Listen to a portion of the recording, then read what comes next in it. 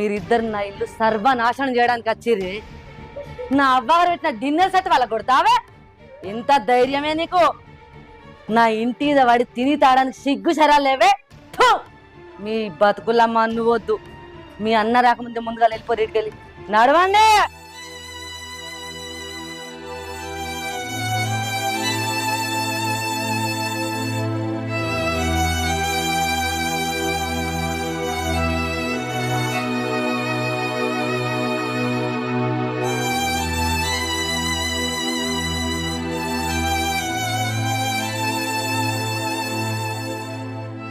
ఏయ్, నీ బట్టలు నువ్వు తీసుకపో ముందుగాల.